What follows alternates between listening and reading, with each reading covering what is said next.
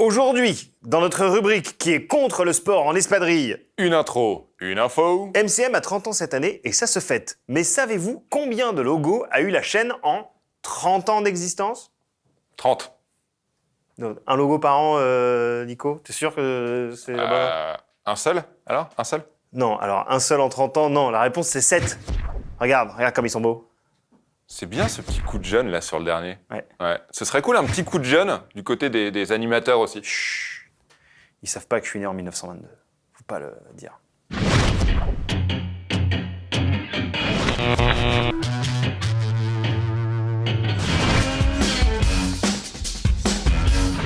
Hartley Cœur à vif, Heartbreak High est une série télévisée australienne en 210 épisodes de 45 minutes, diffusée de 94 à 99 à l'autre bout du monde. Chez nous, en France, qui est, rappelons-le, le bout du monde pour les Australiens, logique, c'était sur MCM et c'était mortel. Autre truc mortel, MCM a 30 ans, ce qui ne nous rajeunit pas.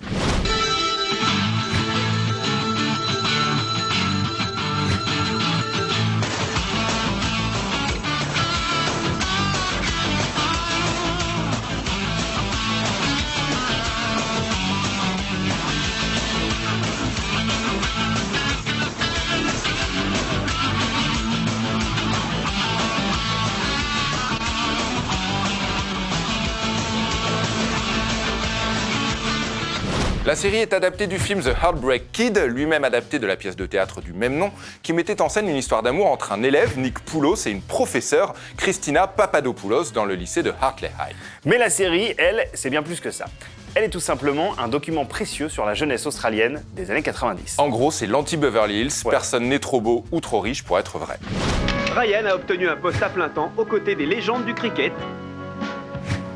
Sarah poursuit ses études pour devenir professeur. Dee Barnett, dans son nouveau lycée, rend la vie dure à ses élèves. Et Kurt étudie l'océanographie sur la grande barrière de corail. Lycée Hartley, classe de terminale 1998. La série reste profondément ancrée dans les esprits pour plusieurs raisons. D'une part, parce qu'elle n'a jamais été rééditée en DVD chez nous, du coup, nous n'avons rien d'autre que nos souvenirs, et Dieu sait que nous aimons nous plonger dedans. D'autre part, parce que les scénaristes n'hésitaient pas à jouer avec nos attentes et avec nos petits cœurs. Ainsi, au terme de la première saison, Nick Poulos, la star de la série, meurt d'une rupture d'anévrisme. Ben Gannon, le créateur, expliquera ses départs par la nécessité de remplacer régulièrement les acteurs afin que la série reste crédible. Les personnages étant censés être en terminale, ils ne pouvaient pas redoubler indéfiniment. Non, mais quand même c'était... C'était dur, c'était dur. Ouais. Ouais.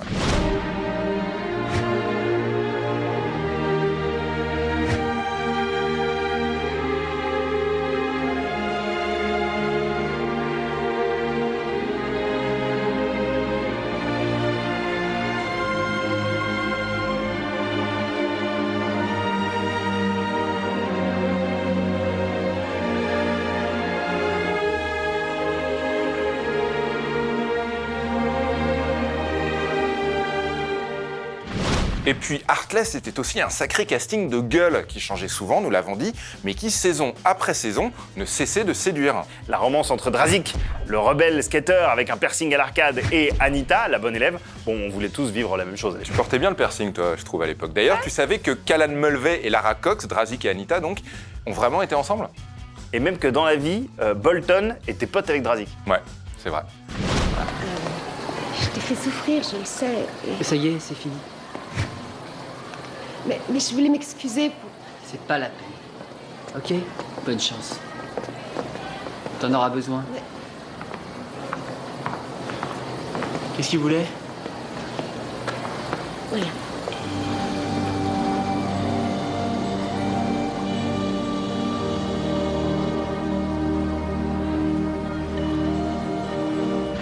Drazik a joué dans 300, Batman v Superman et Captain America, le soldat de l'hiver. Et tu te souviens de Ada Nicodemou, qui jouait Katerina, la sale peste du lycée? Ah oui, Elle a joué dans Matrix.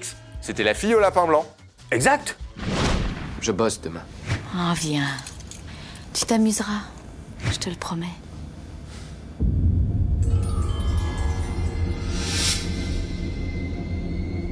Ouais. Malheureusement, aucune édition DVD n'est disponible chez nous, encore moins en Blu-ray, apparemment à cause de problèmes de droits musicaux. On espère qu'un jour, tout le monde pourra se réunir autour d'une table, mettre leurs différends de côté et nous sortir un beau coffret. On se remet le générique? C'était si bien. Allez. C'était trop bien.